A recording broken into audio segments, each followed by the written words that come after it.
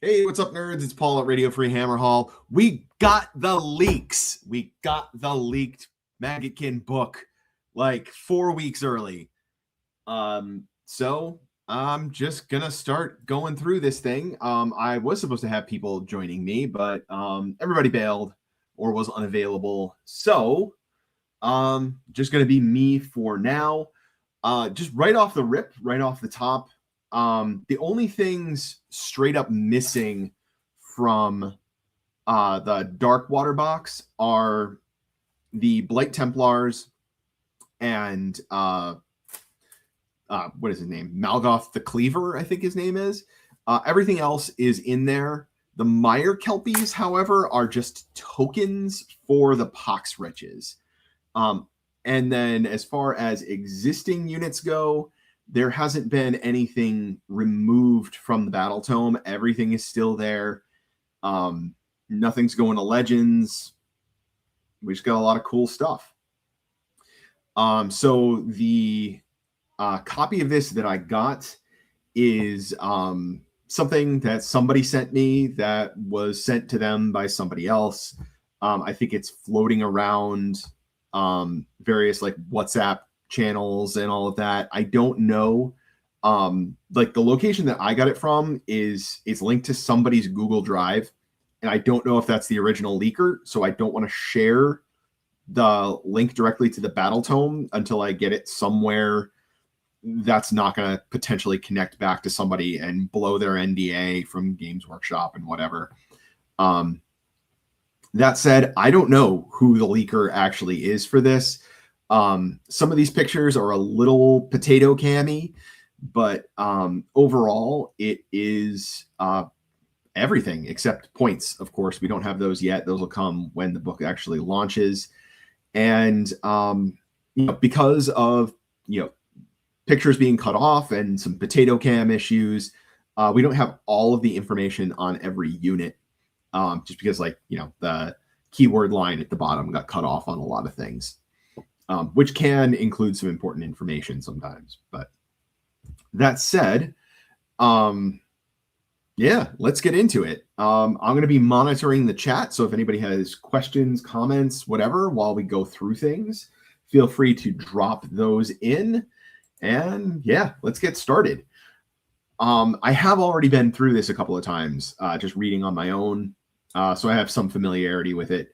Our disease mechanic works very much like it used to, right? We still have a Narlaw that we set up at the beginning of the battle. We have this new blighted regrowth ability. If we don't have a feculent Narlaw on the battlefield, we can set up a new one wholly within 12 inches of an objective that you control and more than 3 inches away from enemy units, objectives, and other terrain features. That's really good when we get to the feculent Narlaw, which is the last page. You'll see that they're a lot more relevant than they were in the 3rd edition book. So being able to just regrow them regularly is going to be really powerful. In fact, let me just jump there now because I can easily do that the way this PDF is set up. Okay. So the feculent Narlaw, we still have no move, 7 health, 5 up save. I can't see if it has a ward or not. It still can attack. But its abilities are all totally new. And are pretty much what the rumors had been leading into this, right? So passive ability, each time a friendly Maggotkin of Nurgle demon unit wholly within 12 inches of the terrain feature uses a rally command, you roll an additional die. If it's not a hero, you roll 3 additional dice. So heroes that rally get 1 additional die. Non-heroes get 3 additional dice. Only your demons, only wholly within 12 of the feculent Narlaw.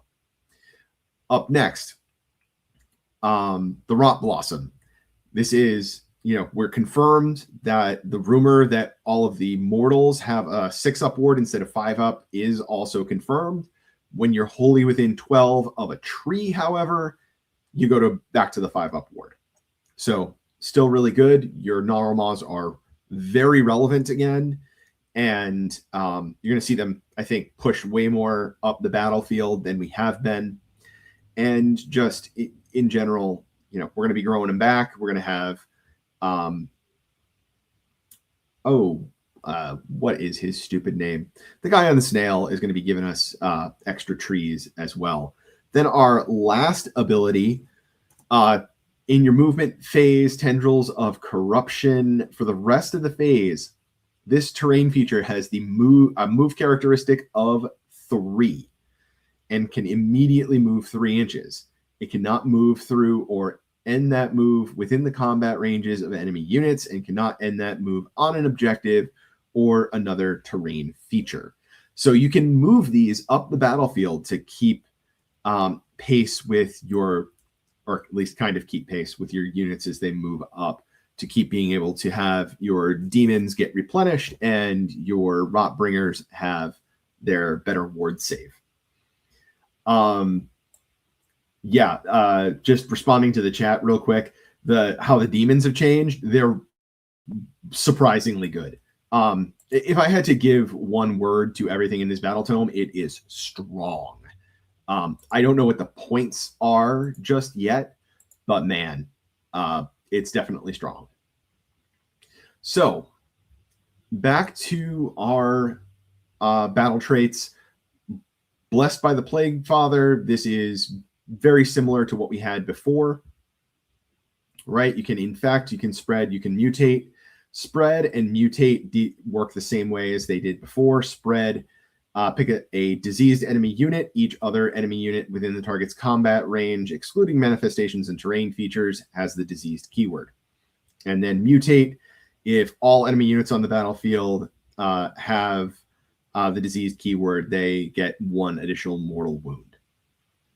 Infect is a little bit different.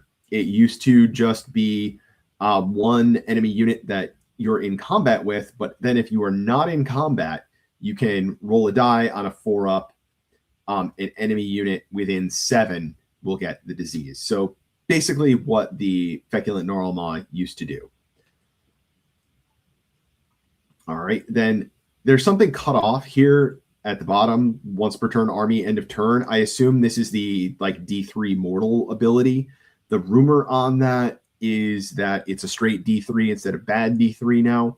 But this is totally cut off on this image, so we just can't see. Scrolling back up a little bit. Ceaseless Infectors. Pick an enemy unit that was in combat with a friendly Rotbringer unit that was destroyed this turn to be the target. So you're targeting an enemy unit that was in combat with a Rotbringer, and the Rotbringer was destroyed. You cannot pick a manifestation or terrain feature, consistent thing. Roll a die on a 3-up. The target has the diseased keyword. So your mortals blow up and spread disease now.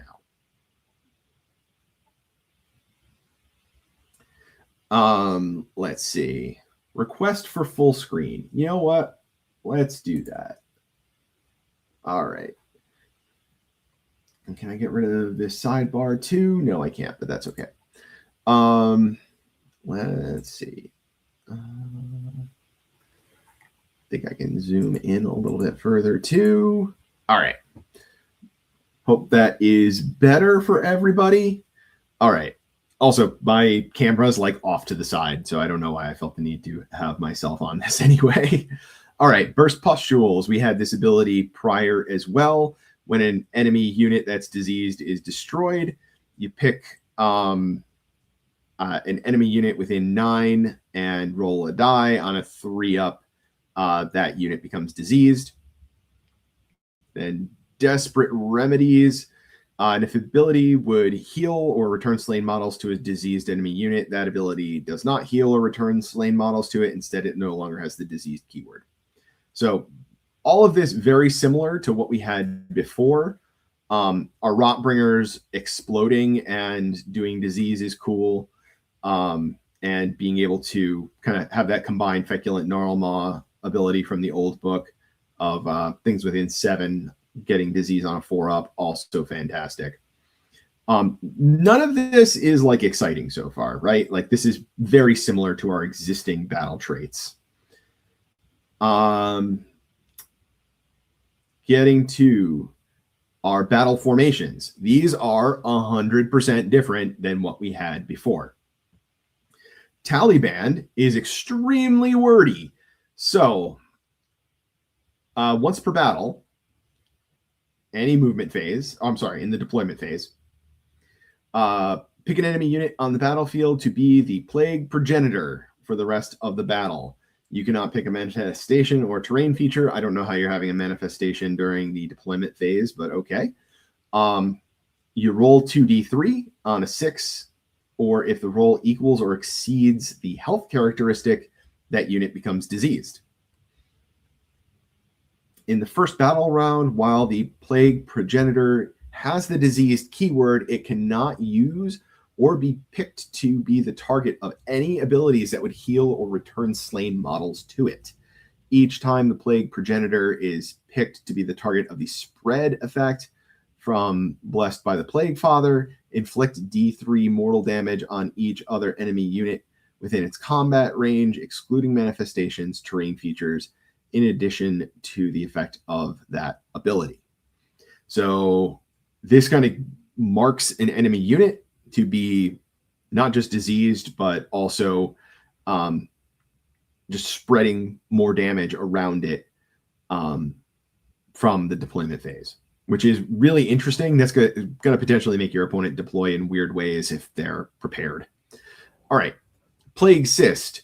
Add 5 to the control scores of friendly non-hero Rotbringer units that are wholly within 12 inches of a friendly Maggotkin of Nurgle demon unit. So if you have Rotbringers near demons, they count as an extra 5 on objectives. I don't know how good that's going to be. That's not going to be my first pick for sure. Nurgle's Menagerie. Companion weapons of friendly Maggotkin of Nurgle units have crit 2 hits.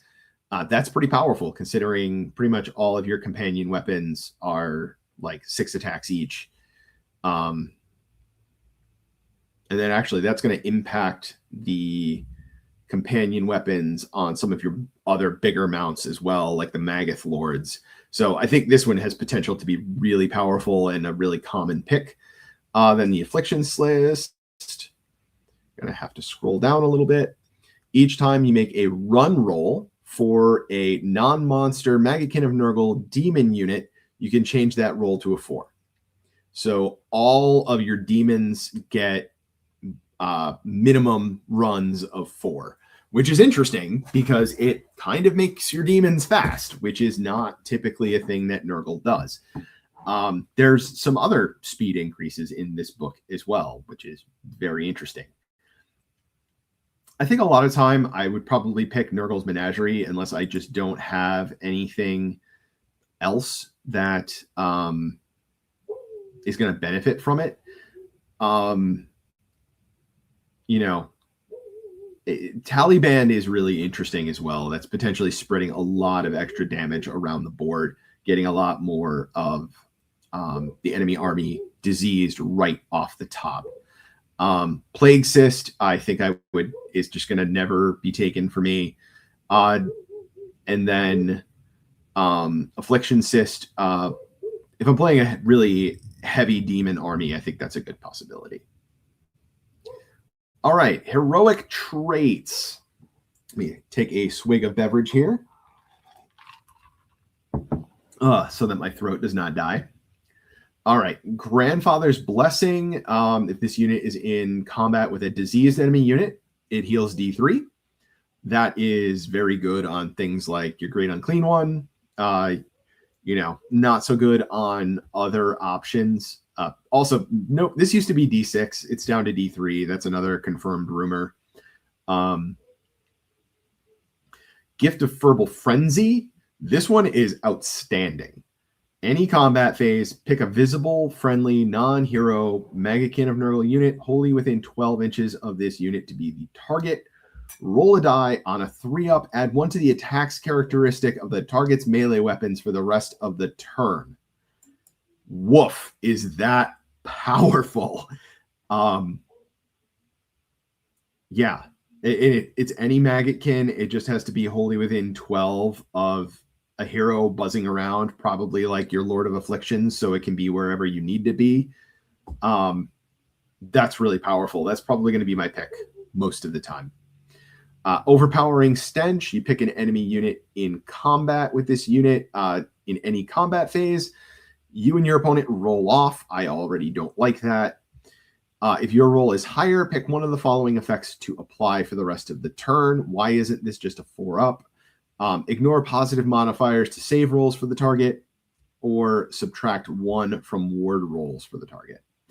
Either of those are really good, but I think Gift of Verbal Frenzy is going to be more bang for your buck most of the time. It's probably going to get you more extra damage as compared to the Overpowering Stench. So my pick definitely going to be the Gift of Verbal Frenzy, like most of the time, I think. Artifacts of Power. If you notice so far, all of these are completely different than the old versions. So barely even worth mentioning what they used to do. The Wither Stave. You pick an enemy unit that charge this turn is in combat with this unit to be the target, and it's any combat phase. So if they countercharge, you still get it. Roll a die. On a 3-up, subtract 1 from the damage characteristic of the target's melee weapons for the rest of the turn.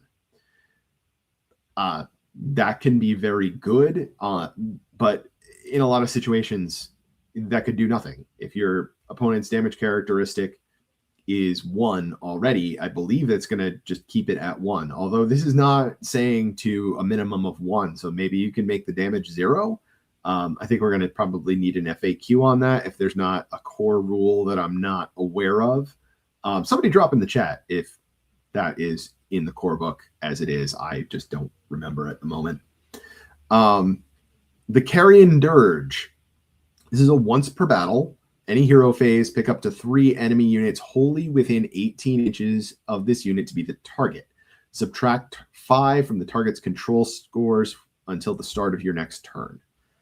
Manipulating control scores generally not that exciting, but 3 enemy units within 18 that's a long way, and that can potentially like net you 2 objectives, right? If they're probably going to be close enough together to grab you 2 objectives with that. The Rust Fang, 3rd time's the charm on Rust Fang, or actually 4th at this point, really. Any combat phase, no longer once per game, so plus already. Pick an enemy hero or monster in combat with this unit to be the target. Subtract 1 from save rolls for the target for the rest of the turn. So we're losing for the rest of the game, but we're also losing the once per game clause. So this I think is also a really good choice. I just like the Rust Fang in general, always have, so that's probably going to be a common pick for me. And then the Wither Stave is probably up there as well.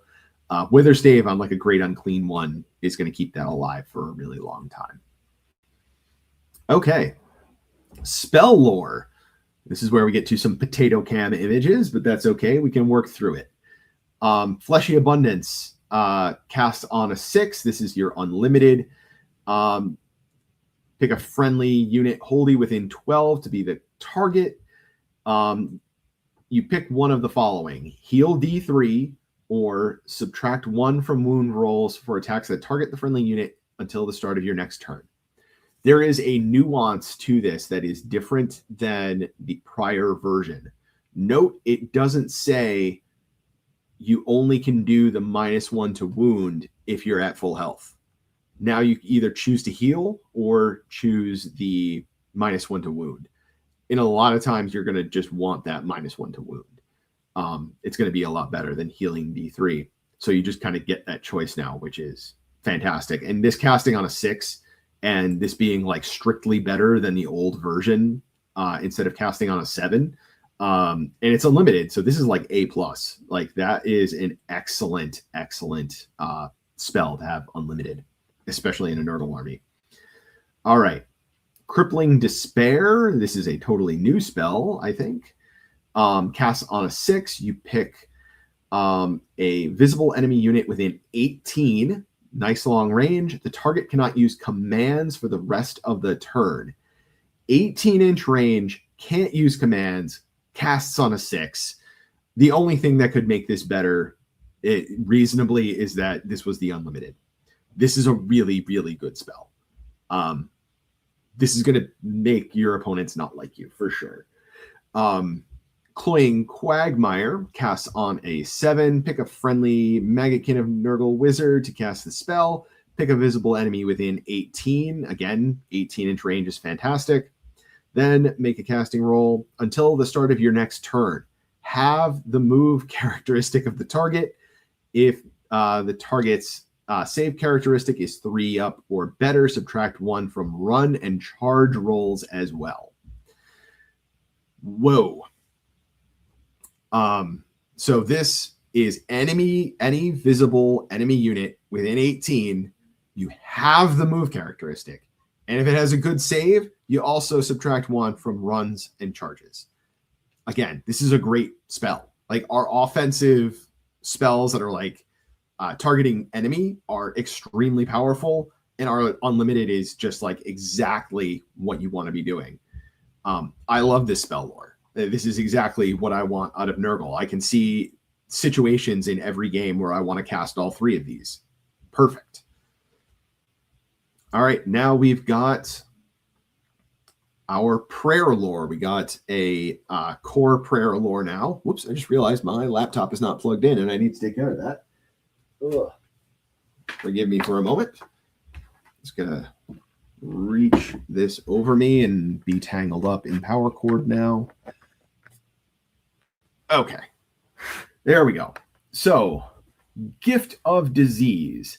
You pick, let's see. Gift of Disease, Hero Phase, chance on a 3. This is your unlimited. Until the start of your next turn, subtract 1 from wound rolls for attacks made by enemy units while they are in combat with the chanter. In addition, if the chanting roll was 10+, each enemy unit in combat with the chanter, excluding manifestations and terrain features, has the diseased keyword. So now we have a prayer that's spreading more disease, and it's an unlimited. The downside is you have to get into combat with your priest, and we don't really have, or at least we don't appear to have priests that are going to really want to be in combat.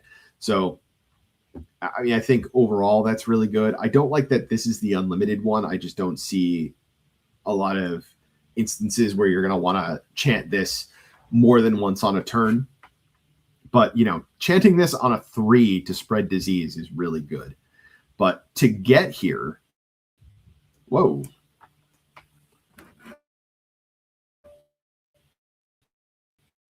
My monitors are acting up. Give me one moment here. Yeah. Okay. So you have to get into combat with your priest, survive until, you know, the next hero phase. Oh my God, this thing needs to stop. Survive until your next hero phase, and then be able to successfully chant this prayer. Yeah, I mean, not that I don't like it. It's probably going to be used a good amount. It's just, I don't know. It's a waste that it's an unlimited for sure. It's great that we have a prayer or a spell that spreads disease, though. Favored Poxes, chance on a 4, visible enemy within 18. Until the start of your next turn, subtract 2 from charge rolls for the target if the chanting roll was 10+. Subtract 1 from the number of dice rolled when making a charge roll to a minimum of 1 instead. 18 inches, -2 to charge, or if you're on a 10+, you roll charge on 1 die. That's pretty brutal. That's really, really good. Bloated with Sickness, chance on a 4. You pick one of your units wholly within 12. Just can't be a monster until the start of your next turn. Ignore the first point of damage that would be allocated to the target each phase. If the chanting roll was 10+, pick another eligible unit to be a second target. Again, this is like, I think this is kind of why you would take a priest. Like, this is going to be reducing a dramatic amount of damage from you. preventing the first point of damage after you get through a -1 to wound, after you get through a good save and a ward save, you apply the damage, and now you're preventing the first one. Like, you can see easily a lot of occasions where you're just going to be reducing damage to near zero without comboing up too many things. All right, on to War Scrolls. Let's look at Rodriguez first. His damage profile got better in general. He lost his Nurglings on his base, but that's okay because his Fanged Maws are way better. The Gnarl Rod, 5 attacks, 3s, 2s, rend 1, 3 damage. Fanged Maws, 4 attacks, 3s, 2s, rend 2, 2 damage. So this guy's going to be throwing a lot of damage around for sure.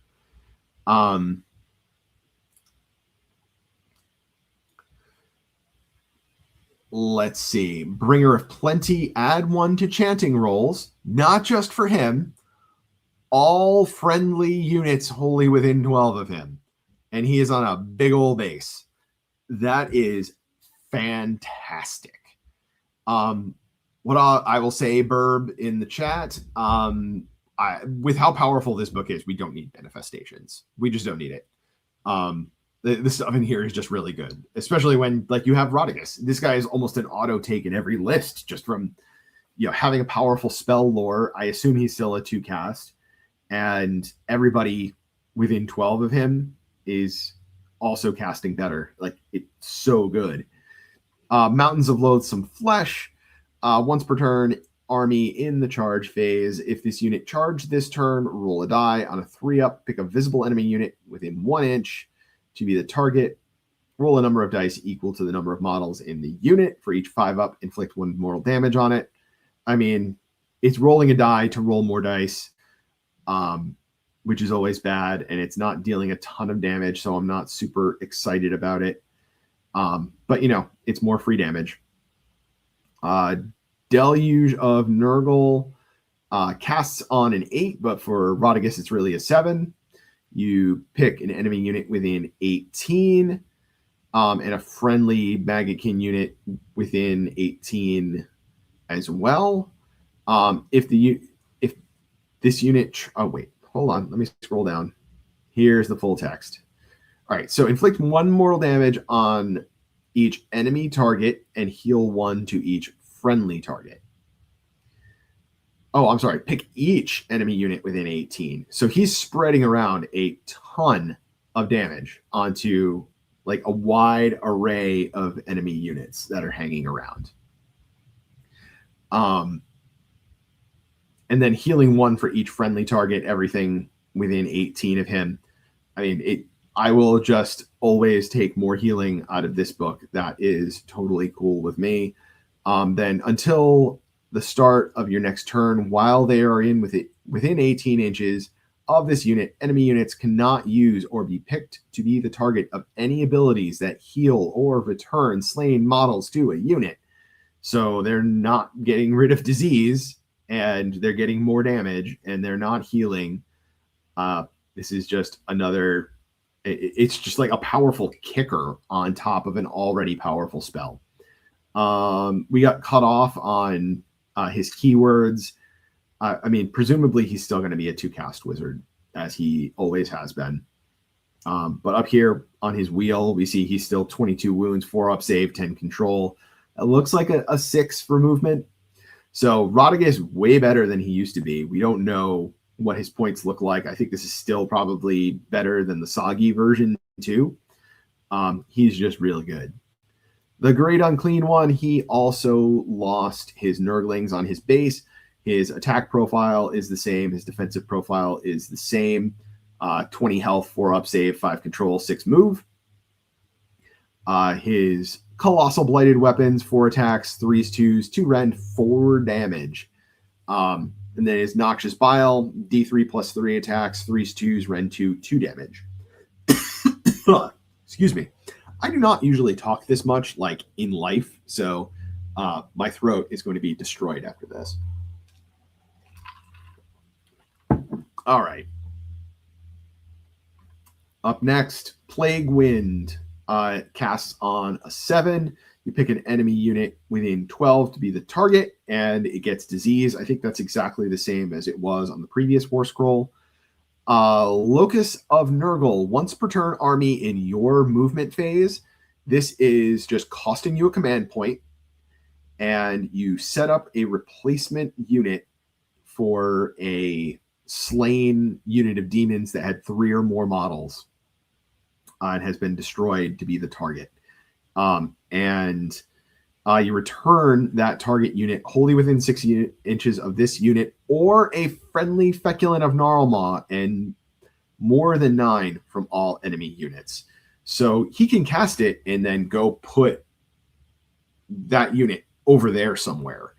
I think the 3 or more models, I believe that's probably to try and keep the Cankerborn out from being eligible for this, like not bringing them back. Preview, Cankerborn, really, really good. Okay, then Bloated with Corruption. We can't read what it says. It's another once per turn army, so it doesn't look like a rampage, but that's okay. So yeah, we have an ability down here cut off. Can't see what it is, but Spreading Disease, really good attack profile, really good defensive profile, and bringing units back for command points with no rolling involved. Very, very good. That is just a trend in this book. Everything is just really solid, I think. Let me scroll this down a smidge. This is our Spoilpox Scrivener on the left and our Sloppity Bile Piper on the right. I'm just going to bounce down to the next picture because it just gives us everything and we don't really care about the wheel or their attack profiles on this. So Spoilpox Scrivener, you pick a friendly Plague Bearer unit wholly within 12. You roll a die on a 2-up. You pick one of the following abilities.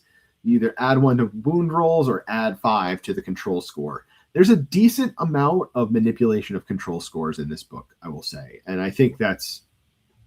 I've been waiting to see an army in Age of Sigmar in 4th edition that's really manipulating control scores, and this might be the army that can have that build.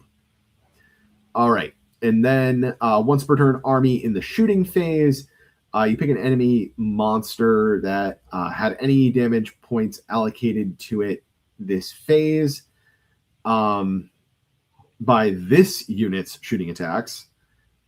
It's the Stupefying Sneezes. The target cannot use rampages. Like, okay. I think this is not great. I don't see you using Spoilpox Scriveners very often. And like this Stupefying Sneezes, this is just silly. Come on, guys. We're not shooting a 7-inch shot at a monster just to like getting close enough with a buff piece to shoot at an enemy monster just to make them not use rampages. All right, Sloppity Bile Piper. After the underwhelming Spoilpox Scrivener, Jolly Gut Pipes. You pick a friendly Maggotkin demon unit wholly within 12 or a visible enemy unit within 12 to be the target.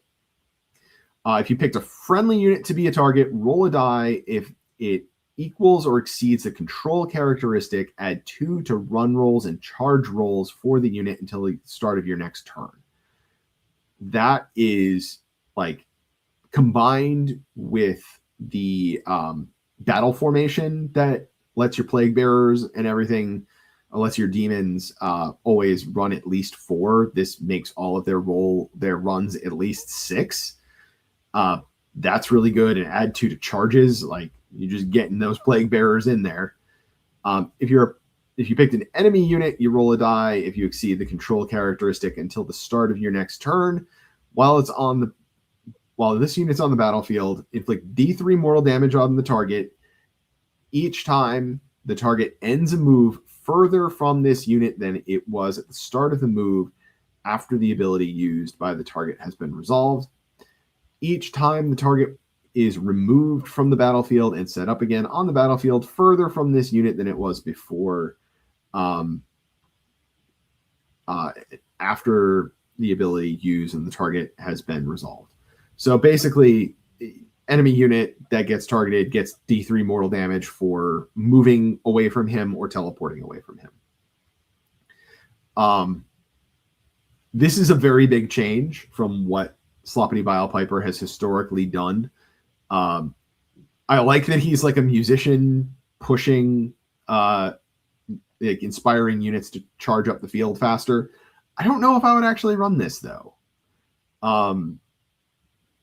Like just basically for some D3 mortal damage, maybe, or running and charging faster, maybe, requiring a die roll. I'm not like super excited about that. So neither of these really that great in my mind. I don't know why we have a third page of these. All right, Poxbringer, Herald of Nurgle. He still has a really uninspired attack line.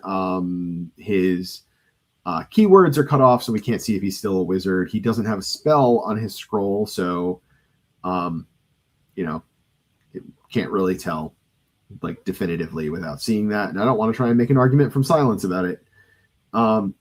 So if you declared a fight ability for this unit this turn, you pick friendly plague bearers that have not used the fight ability and are within this unit's combat range to be the target. They can immediately use the fight ability, and if it's picked to do so, add 1 to the attack's characteristic of the target's melee weapons for the rest of the turn. So this is making your plague bearers like slap real hard when they are, going into combat with this guy. Like finally, he's useful. I think probably the best of the 3 heralds right now. I'm still not entirely sure if I would go with this, but definitely pretty cool.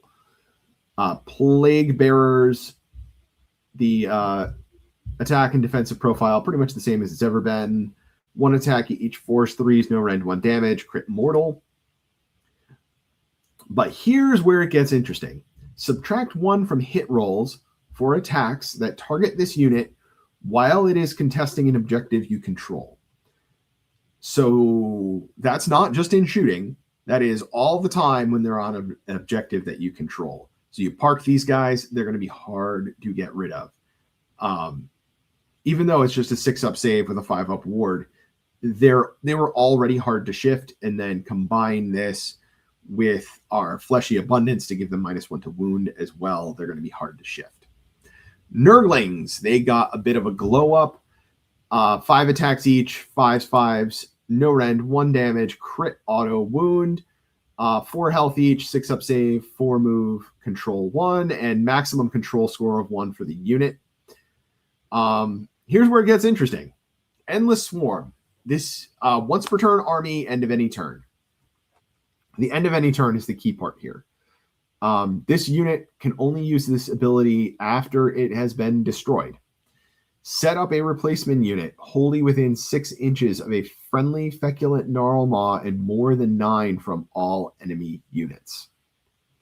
It doesn't say set up half. There's nothing reduced about this.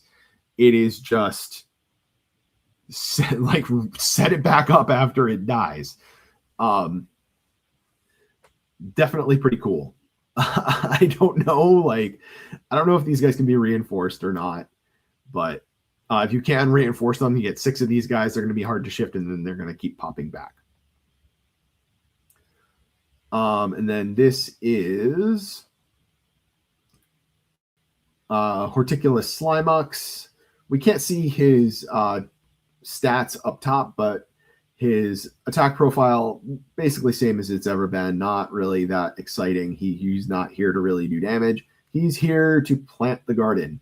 So cultivating your garden in the movement phase, if there's no more than 1 feculent Narlaw on the battlefield, so 0 or 1, you can set up a feculent Narlaw wholly within 12 inches of this unit, more than 3 from all enemy units, objectives, and other terrain features. So he lets you either set up 1 if you have none, or set up a second one. Beast Handler, friendly Beasts of Nurgle units can be set back up on a 3-up. And then Narlaw Whisperer. Pick a friendly Narlaw to be the target. does not say where it has to be. So it's anywhere on the battlefield. And this is just end of any turn. It's not once per game. It's not limited in any way.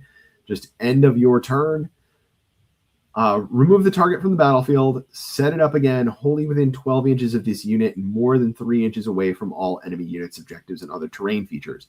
So he lets you teleport your feculent Narlaws back to him. Man, is that good. With how good feculent Narlaws are now, getting your Rotbringers to have a 5-up ward and returning more plague bearers to them. This is just really, really good. I like this guy an awful lot. Okay. Now I have to figure out what this is. Oh, this is Beast of Nurgle. 5 attacks, 4s, 3s, 1d3, maximum control score of 1. Same characteristics up top that we have had for quite some time now. All right. Attention Seekers. Once per turn, army. So you can't like flood the board with Beasts of Nurgle and do this. It's any charge phase. Basically, this gives you a free counter charge that does D3 mortals when he goes in. This used to be retreat and charge or counter charge. Now it's just counter charge or using your regular charge. It then inflicts a D3. It can only go after the nearest enemy unit to him, though. So kind of interesting there. Plague drones, once again, pretty much the same as they've ever been. 5 health, 5 up save, 8-inch move, control 2. 2 attacks each with their swords, 4s, 3s, no rend 1 damage, crit mortals, and then typical fly attacks, 6 attacks, 4s, 3s, no rend 1 damage. Does have coherency of 2 inches, which is nice because those wings are a pain in the ass. All right, and then Ripe Pastures. This unit can use the charge ability, even if it used a retreat ability in the same turn. In addition, no mortal damage is inflicted on it if it uses a retreat ability. So this is your like harassing unit. It's going to retreat and charge. It's going to do an okay amount of damage. And that coherency of 2 lets it really spread out more as well. Being able to go 6 wide on this, it's just going to throw a huge wall of units in front of your enemy. They're going to have, it could really pin them in for a while. All right, here we go. The real party begins. Festus the Leech Lord. 5-inch move, 4 up save, 5 control, 14 health. We can't see what his ward is. I'm going to guess it's a 6 up because he's immortal. At least I think he's immortal. Let's scroll down and see if that line is there. Nope, it's cut off. Okay. He's not doing a ton of damage. 3 attacks, 3s, 3s, rend 1 D3. And then 4 attacks, 4s, 2s, rend 2, 3 damage. So not super exciting. There's heroes that do more than he does. He is a wizard. His spell casts on a 6. You pick an enemy unit within 18. This is where we start getting accounting, which is really annoying. This unit gains 1 leech point until the start of your next turn. Each time the target uses a core ability or command after the ability has been resolved, roll a die on a D3, inflict 1 mortal damage to the target. Then, if any damage points were allocated to the target by this ability, heal 1.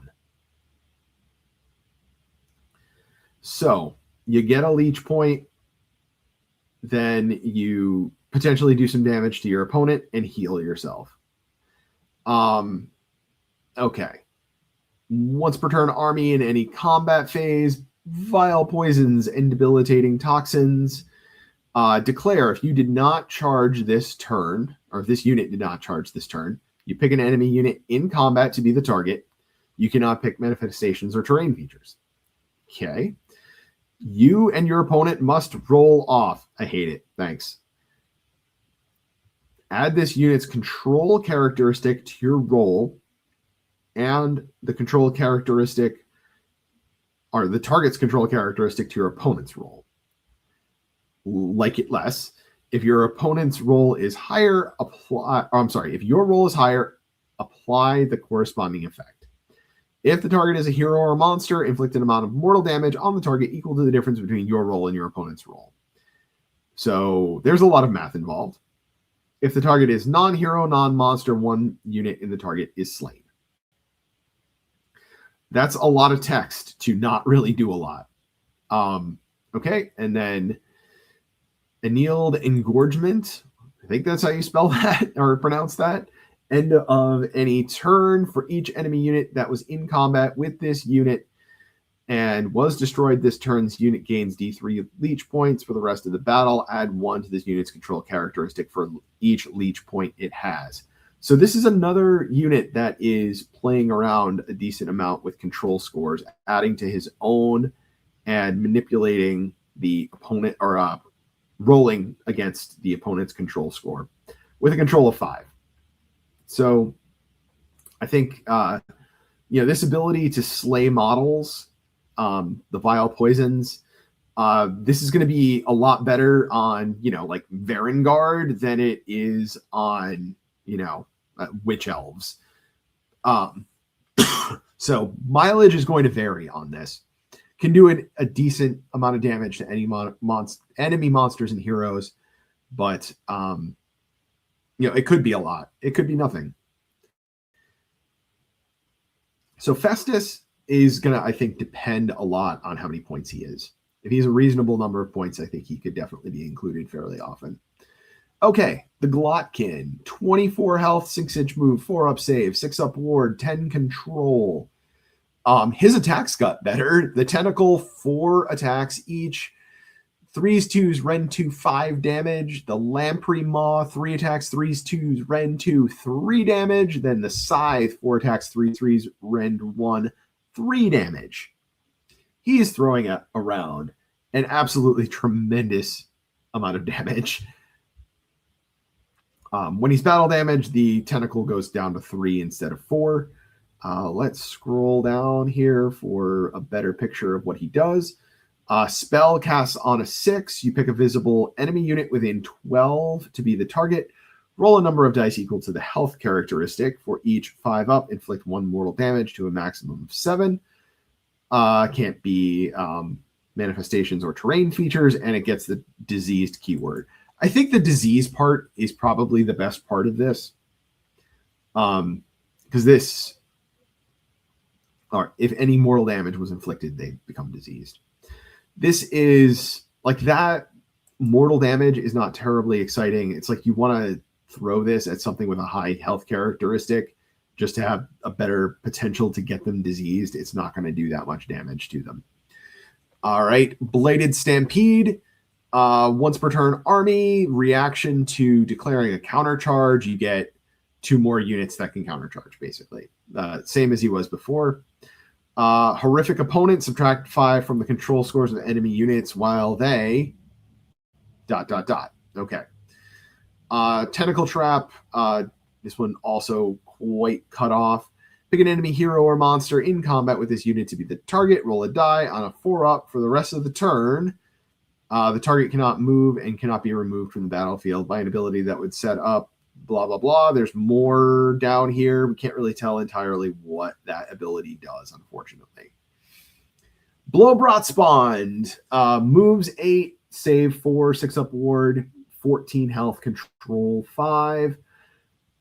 7 attacks on 2s and 4s for his Vile Bile, and it can shoot in combat.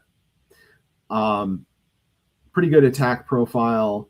He is a wizard. Let's scroll down. Miasma Pestilence casts on a 6. You pick a visible enemy within 12 until the start of your next turn, other than the companion weapon ability.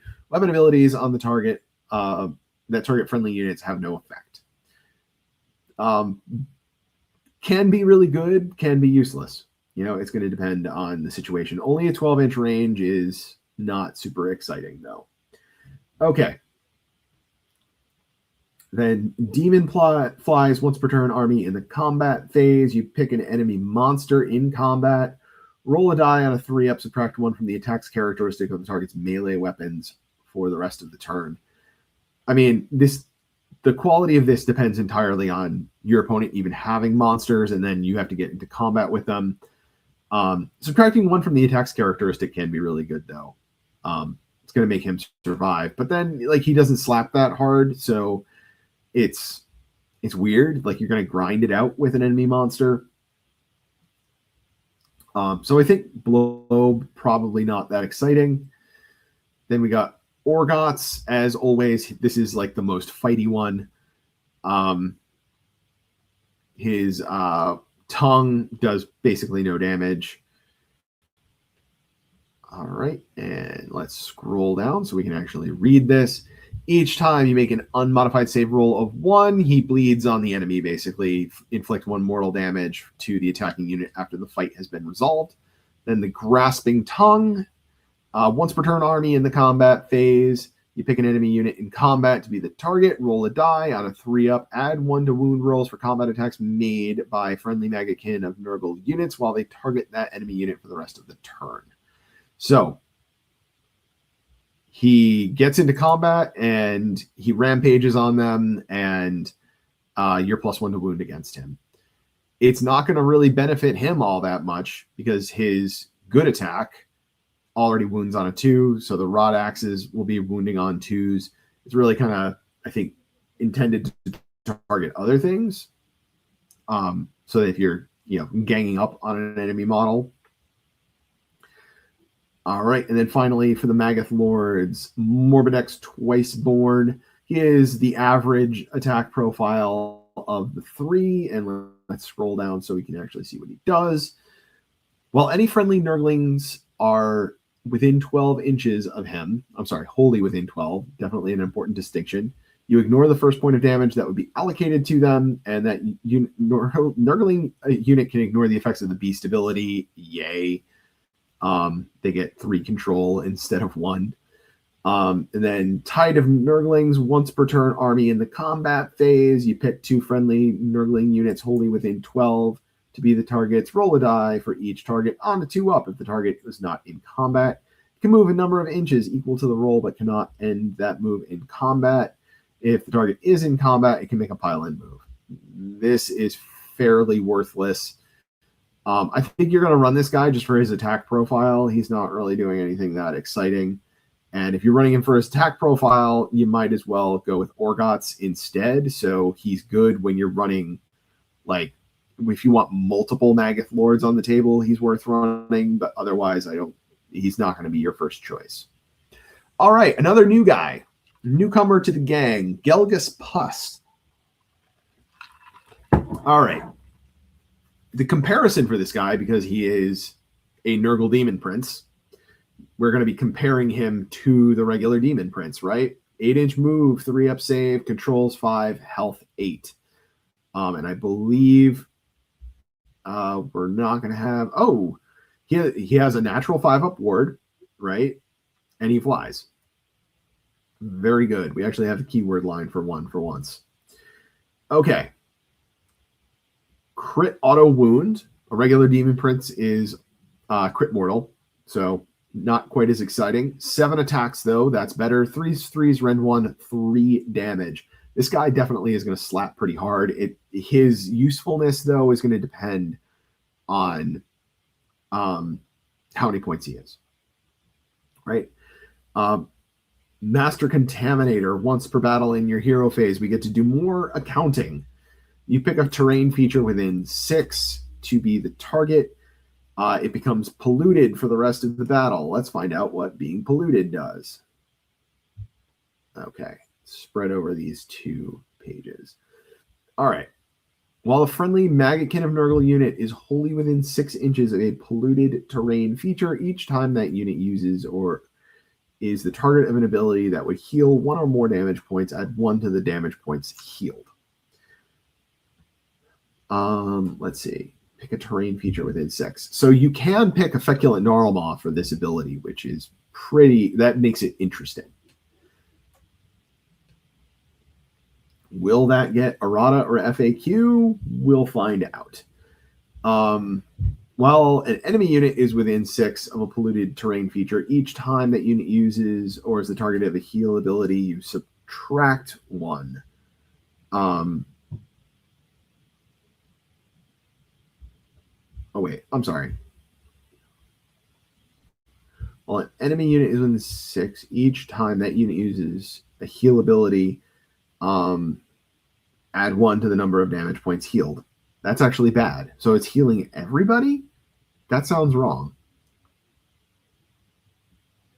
That sounds like it should be subtract 1. So potential FAQ on that. While an enemy unit is within 6 inches of a polluted terrain feature.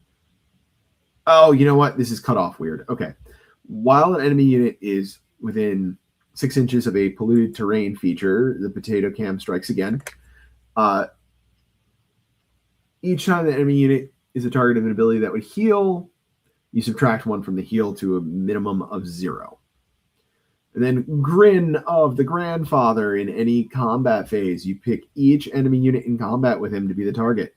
Roll a die for each target. If the roll equals or exceeds the target's control characteristic, there it is again, pick one of the following to apply for the rest of the turn. Subtract 1 from hit rolls. Subtract 1 from wound rolls. Subtract 1 from the unit's control characteristic. So a lot of stuff in here manipulating control. And then finally we have Parasitic Infestation. You pick an enemy unit that charged this turn and is in combat to be the target. Roll a d3 for each target. On a 2-up, inflict an amount of mortal damage equal to the roll. Yeah, so if he gets charged, he does mortal wounds back. You're potentially doing like -1 to hit, -1 to wound from their combat attacks to make him more durable. He's got the 5-up ward. I mean, he's really good. He's going to depend exactly on how good he is on what his points are going to look like, as always with that, and we don't have the points yet. But hey, it certainly looks good on paper so far. All right, Gutrot Spume. His attacks very normal. His defense very normal. Master of the Slime Fleet. You pick a regiment led by this unit to be the target. Each unit in the regiment is in reserve aboard the Slime Fleet. Pestilential Breach. If this unit's aboard the Slime Fleet, you set up on the battlefield within 7 of the battlefield edge, more than 9 from enemy units, and everybody else aboard the Slime Fleet also gets set up wholly within 7 of this unit, within 7 of the board edge, and more than 9 from enemies. So those abilities all almost exactly the same, or act exactly the same as they've ever been as well. All right, Flailing Tentacles. Pick an enemy infantry hero in combat with this unit to be the target. Roll a die. On a 3-up, the target has strike last for the rest of the turn. So Gutrot Spume, he's basically the same as he's ever been, right? He's setting up in reserve with the rest of his regiment, popping on the board edge at some point. This ability of making an enemy hero strike last is kind of meh. I like that it's within 7 of the board edge instead of the usual 6. We don't have a lot that's going to buff up their charge rolls to help out with this, though. If he's really cheap, he might be good. All right. Lord of Afflictions.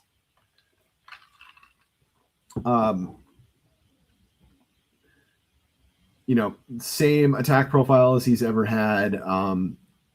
As with all the other mortals, he's a 6-up ward now instead of a 5-up. His attack's not that exciting. Can we get some non-potato cam? Here we go. Once per turn army in the combat phase, you pick up to 3 enemy units in combat to be the target. Roll a d3. On a 2-up, inflict the amount of mortal damage equal to the roll. So you get him in combat, you blast a bunch of mortal damage when he charges in. Then Master of the Rotflies. If this unit charged this turn, pick this unit and up to 2 friendly Pusquo Blight Lord units wholly within 12 inches of this unit to be the target. Add 1 to the rend characteristic of the rotfly's mouth parts and sting for the rest of the turn. Very similar to what he's always been or has been recently. He's mainly going to be like a holder of artifacts and heroic traits. Excuse me. Man, my throat is like super tickly and dry. Harbinger of Decay. This guy gets pretty interesting. Ignore his attack profile. Nobody cares. He's got a prayer that chants on a 4. Let's get down to where we can actually read it, but we can't read everything. First, the Knell of Doom. This is a non-prayer ability. You pick an enemy unit within 18 to be the target. Ding, ding, ding. Always good when it's 18 instead of 12. You roll a d3 of the targets within 6 of Slaven Knights. You can roll a d6 instead. If the roll equals or exceeds the target's control characteristic, subtract 1 from wound rolls from the target's attacks until the start of your next turn. That, I think, is really good. Pick an enemy unit within 18 to get -1 to wound. That's really good. Our prayer got cut off. Pick a visible enemy unit within 12 to be the target, chanting on a 4. Subtract twice the current battle round number from the target's control score for the rest of the turn, and then the rest is cut off. He is a priest, and he's just a dumb guy on a horse with no attacks, really. So I think the real thing in here is he's a priest that can move 8 inches and has a 3-up save. That's probably going to get played a lot because your prayer lore is pretty good. And this Knell of Doom ability, once per turn army. This isn't once per game. This is once per turn, but it's only in the enemy hero phase, right? So very interesting. I like him a lot. All right, Lord of Plagues and Lord of Blights. These guys have changed tremendously from previous versions. For both of them, like, their attack profiles don't really matter. 4-up save, 6-up ward, 7 health on both of them. Let's see if we can scroll down. Nope, this is all we got. Okay. So Lord of the Infected Legions on your Lord of Plagues. Just a passive ability. Add 1 to wound rolls for combat attacks made by friendly rot swords that did not charge this turn while they're wholly within 12. And then any combat phase, the 7-fold slaughter. You pick a friendly rot sword that did not charge this turn and is wholly within 12 inches to be the target. You roll a die on a 2-up, add 1 to the attack's characteristic of their weapons for the rest of the turn. This is going to get paired up a lot. Also, this is not requiring a charge, but it is requiring that the rot swords don't charge, which is kind of a weird catch. Lord of Blights. His thrice ripened heads. You pick an enemy unit that charged this turn and is in combat with this unit, or a unit of friendly plague drones wholly within 12 inches to be the targets. Roll a d3 on a 2-up, inflict the amount of mortal damage equal to the roll. So bad d3 for mortals. It's odd that he's buffing plague drones, of all things. An enemy unit that charged this turn and is within. Yeah, I don't quite understand this. I don't think he's going to get played a lot for that particular ability. Once per turn army, any combat phase, the Festering Bulwark. Pick this unit in a friendly Blight King unit within 3 inch to be the targets. Roll a die on a 3-up. Ignore negative modifiers to save rolls for the targets for the rest of the turn. I don't know how I feel about that, right? Because your Blight Kings now, we're going to see in a second, are not defensive at all. They've got a 5-up save and a 6-up ward. So ignoring modifiers to saves is not that exciting for those. Not at all. Up next, this is our Rotbringer Sorcerer. Another one where we can basically ignore the whole top of the War Scroll. He's a wizard. That's the thing that you care about. He's just a dork on foot that casts a spell. And pick an enemy unit that was picked to be the target of a spell that was successfully cast by this unit in the phase to be the target. On a 2-up, subtract 1 from ward rolls for the target for the rest of the turn. So he's got a -1 to ward kicker on any spells he casts. That could be really powerful. There's a lot of -1 to wards in the game now. And that's just another one. Okay, now this is Belga the Cis Witch over here. Yet another thing that we're ignoring everything up here because it really doesn't matter. She's a priest, and that's all you really care about. She chants her prayer, Ruptured Cysts, on a 4. If my mouse wheel wants to cooperate. There we go. Okay, so you pick a visible, diseased enemy unit within 18 inches to be the target. Inflict 3 mortal damage on the target. I'm sorry, D3 mortal damage on the target.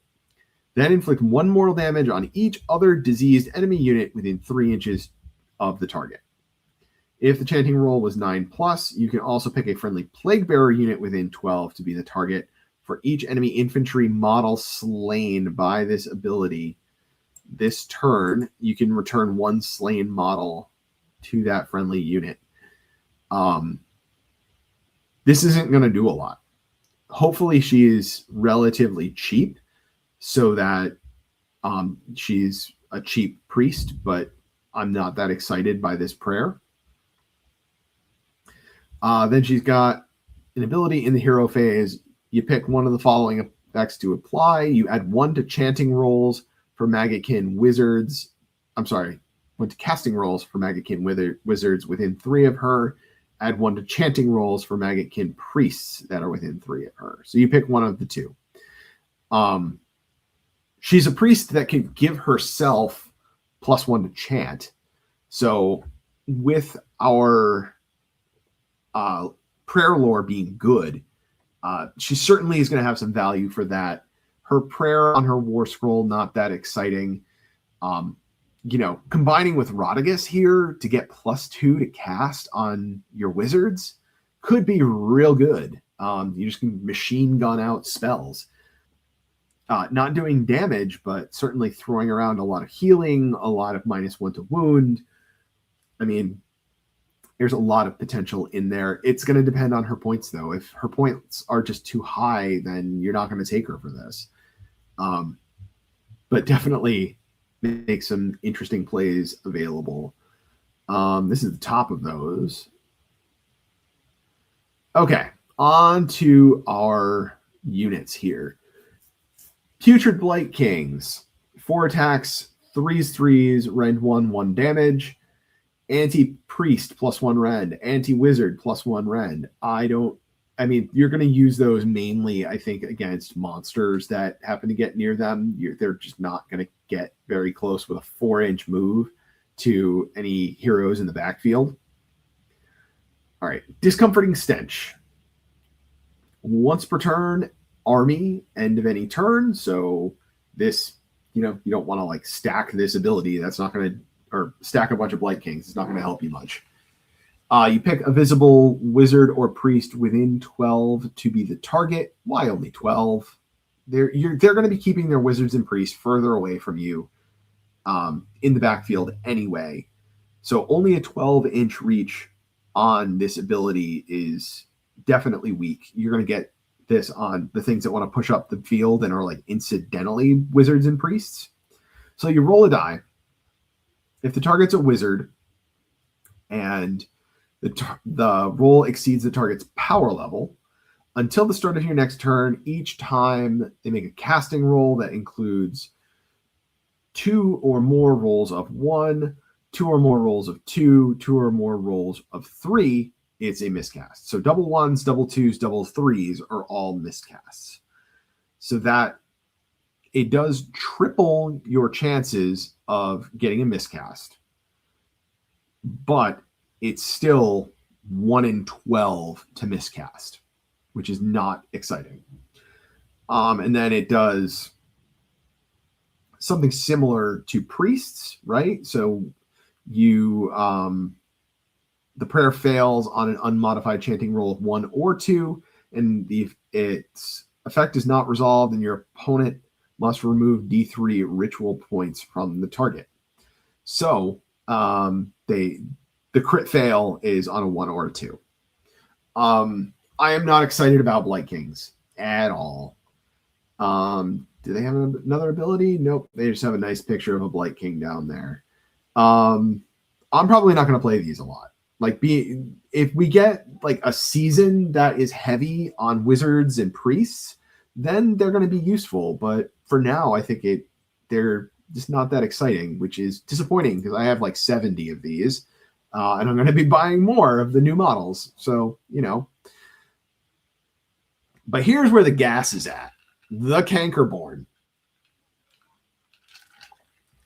They're demons, so they got a 5-up ward. I believe these are going to come in units of 2, just based on context.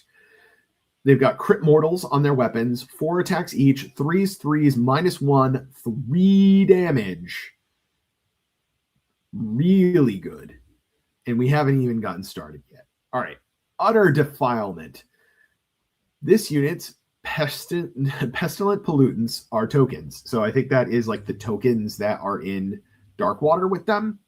This unit has 2 pestilent pollutant tokens. Pick an objective or terrain feature within 12 to be the target.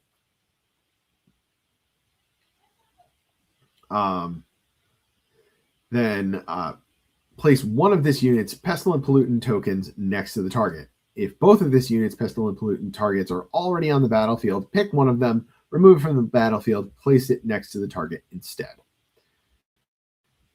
Then, from the Tainted Earth, remove this unit from the battlefield and set it up again, more than 9 inches from enemies, and wholly within 3 inches of an objective or terrain feature that has a friendly pestilent pollutant, a polluted terrain feature, see Gelgus Pust War Scroll, so they combine with Gelgus Pust, or an objective you control. Hello, they can just teleport to your objectives? Like, since when did Nurgle stuff just get picked up off the board and moved? This is really good. And they have a really strong attack profile. Like, these guys are nuts. And then Entropy Endures, as if they needed more abilities. If this unit has 2 models and would be automatically destroyed, it is not automatically destroyed. Instead, 1 model of this unit is slain. So this is the context that tells me that it's 2 models in a, 2 models in a unit. We don't have their keywords to know anything else about them. I suspect these guys might be unique. Let's see. Just reading their... there's nothing in like their lore up here that is really telling us anything else that'll give us a hint as to what the rest of it does. Rot Swords. These guys, I think, are going to be your new bread and butter of the army. 3-up save, 6-up ward, 2 health each, move 4, control 1. Their weapons, crit 2 hits, 2 attacks, 3s, rend 1 damage. We know these come in units of 10, so you can pop them up to 20 potentially, assuming that they're allowed to be reinforced. And then Sweat Soaked and Reeking. Pick an enemy unit that charged this turn and is in combat with this unit to be the target. Roll a die. On a 3-up, the target cannot use commands for the rest of the turn. So come at me, bro. You can't use commands. And then you got a Lord of Plagues nearby, so they're getting more buffs for being charged. And then you've got a either a heroic trait or artifact. I think it was a heroic trait that gives you even more attacks. So you can get these guys up to 4 attacks each, 3s, rend 1 damage. Your opponent can't use commands, plus a bunch of abilities to give them -1 to hit, -1 to wound. These guys, I think, are really good. They are just going to be the brick that sits there with a Lord of Plagues behind them and a Feculent Gnarlmaw nearby to give them that 5-up ward. And they're going to be decently hitty and very durable. I really like them a lot.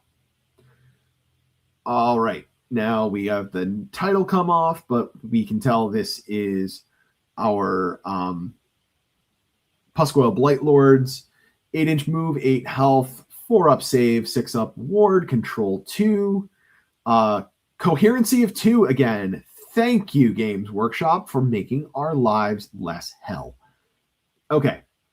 Fly Rider's Arsenal, charge +1 damage.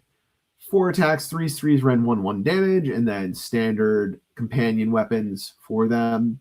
Then Relentless Attackers, add 1 to the Ren characteristic of their melee weapons.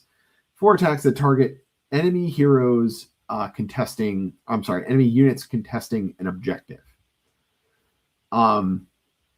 It's not an objective you don't control, right? Like, that's really interesting. It's just, they just pop units that are on objectives. So they kind of can use this ability defensively as well. Someone in the chat is saying the Cankerborn are unique, which hopefully that, I mean, I'm guessing that's true. Like, having them have a teleport ability like that and not be unique that would be outrageous.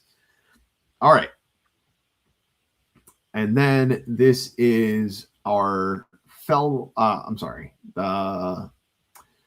whatever our new knights are called that I'm blanking on their names. Anyway, 8-inch move, 4 health, 3 up save, 6 up ward. Charge +1 damage, 2 attacks each, 4s, 3s, Ren 2 damage. So going up to 3 damage on the charge. They come in 3 packs. And then once per turn army, in the combat phase, you pick an enemy unit in combat to be the target, roll a die, add 1 to the die roll if the target is in combat with any other friendly Rotbringer units. On a 3-up, the target has strike last. So they're decently hitty, right? They're very tanky. They move fast. And they are making enemies strike last, which is a really pretty powerful ability. But it's only on a 3-up. I don't know how I really feel about these. I don't know if I'm... So far, the thing that I'm looking at that I want to buy a ton of is Rot Swords. I think my buy on those might be up to 4 boxes now. Like 2 units of 20 sounds really good on those. All right, our Pestigore. And right next to Shaman Foulhoof. And we don't have his information, but I'm guessing based on everything else that he's also going to be unique. So the Pestigore, 6-inch move, 5 up save, 6 up ward, 2 health. They're corroded weapons, 2 attacks each, 4s, 3s, no Ren 1 damage. No weapon abilities, so these are a little bit vanilla. Add 1 to the Ren characteristic of this unit's melee weapons while it's not within enemy territory, which is kind of a weird thing on a unit that seems like they want to run across the board and smash. All right. Our Shaman, ignore his attacks and really his defense as well. He appears to be a wizard because he's got a spell on his War Scroll. Makes sense for being a Shaman. You pick a visible enemy unit within 18 to be the target. You subtract 1 from the Ren characteristic of the target's melee weapons until the start of your next turn, casting on a 7. I mean, that's definitely strong. Reducing enemy rend, like most things have rend. So that is definitely going to be quite a boon to you for sure. Right? And then Rampant Defilement. You pick a friendly Pestigore unit wholly within 12 of this unit to be the target. You roll a die. On a 3-up, add 1 to the attack's characteristic of the target's melee weapons for the rest of the turn. So you can get that up to 3 attacks each, and then with the heroic trait, get it up to 4 attacks each. And also buffing rend, debuffing enemy rend. So I could definitely see running some of these. It's just a question of like what I'm going to do with them. They're definitely interesting. They give you a bit of punch in a Nurgle army. Okay. Pox Wretches. I was a little surprised to see these. And from what I've seen, these look like they're going to be, based on this Meyer Kelpie's ability, that there's going to be 14 models in the unit, which is what you get in the box of Dark Water, which is weird, but that's fine. Okay. 5-inch move, 6-up save, 6-up ward. So far, not exciting. Crit auto wound, 2 attacks, force 4s, no rend, 1 damage. It gets Mire Kelpies as a token. It gets 6 of them for every 14 in the unit. All right. Once per turn army, end of any turn. If this unit has any Mire Kelpies, you pick an enemy unit in combat to be the target. Can't be a manifestation or terrain feature as usual. Pick any number of this unit's Mire Kelpies and remove them from the battlefield. Then roll a die, adding 1 to the roll for each Kelpie removed. On an unmodified roll of 1, this has no effect. On a 6+, the enemy becomes diseased. I hope the points on this are real low, because otherwise I don't see a use for this. They're just guys that kind of are glass cannons that run up and explode and do disease on the enemy. Like, not super exciting as far as I'm concerned. Rotmire Creed, I think these guys are just about exactly the same as they were previously. The good thing that they have is their crit auto wound weapons at 12 inches, 2 attacks each, 4s, 3s, no rend, 1 damage.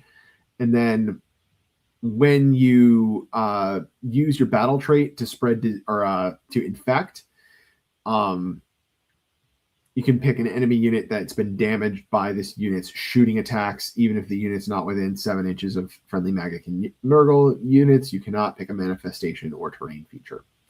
So basically what they always have been. All right. They're interesting. Having a ranged option in this army is solid. I just kind of like the unit, so I've run them before. I certainly would try these out. Very curious to see what the points are going to be on this, because it's like not super exciting. Okay. Getting to the end. Oh, we're just back at the Feculent Narlaw. So that is going to be it, guys.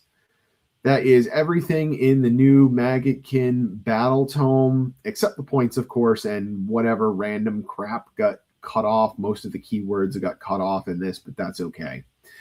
I'm going to do another video at some point relatively soon, giving more in-depth thoughts on what I think is good and bad, and then we're going to have to get some other thoughts once we get the full book and can see all the keywords and all the stuff that might be missing from this, because a bunch of things got cut off because this is a potato cam leak and not an official book.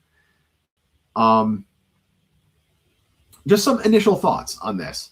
I think your rot swords are going to be like your staple unit that you're going to use a lot of, and a lot of your monsters and heroes are really good, and your units are less exciting. So I think you're going to be very elite, and you're going to have to be kind of techie in how you play. This is going to be a much more Johnny army on the table than it used to be in the last couple of iterations of the book. I think we're going back to the Johnny army of the 2nd edition book. So that I'm definitely excited for. I like having a lot of choices on the table and doing interesting things there. Having some interesting options for list building as well. Can't wait to see what the points are going to look like on this, because that's going to change a lot. Some major highlights. Let's just run up here real quick. Gift of Verbal Frenzy. Adding 1 to the attacks characteristic of the target's melee weapons. That's really good. That's probably going to go on your Shaman Foulhoof if he can take it. Your Lord of Blights. I'm sorry, your Lord of Plagues. Your Poxbringer Herald. Pox Rushes might be reinforceable. Yes. Based on the wording on the War Scroll, I'm going to guess they're reinforceable. So a unit of 28 is like a lot of models. So Who knows? That could end up being good. They're on 28.5mm bases, so personally, I never ever want to touch them. I don't want to put that in a list. I hate moving models with small bases around. I don't even really like 32s. So kind of go from there, I guess. Just scrolling through for interesting things. The spell lore. The spell lore is a huge highlight. I think we're going to be playing a lot of wizards, especially because we have an outstanding unlimited spell. Rodigus. This guy is going to slap pretty hard now. The Glotkin is going to slap especially hard. Like, look at this attack profile, man. That is so powerful. So yeah, that's it, guys. I see there's some people in the chat watching right now. We are at the end, so you're going to have to go rewatch from the beginning to get everything if you haven't been here. And as I said, I'm going to go take a deeper look at this, take some more in-depth notes, and come up with, how I'm thinking I might actually be playing this going forward. Going to be doing a lot more content on this because, man, this looks really interesting. Overall, the War Scrolls are really strong. I'm expecting the points to be rather high on everything. But you never know. You never know. If we get a nice blessing from Grandfather Nurgle with favorable points, we could be in really good shape. And I love that this is looking like a big-time Johnny book. So that's going to be it for now. I'm definitely going to be coming back. Thank you, everybody, for watching, all the people participating in the chat. If you want to see more of me doing live stuff, let me know down in the comments below. And for now, that's going to be it. I will talk to you all later.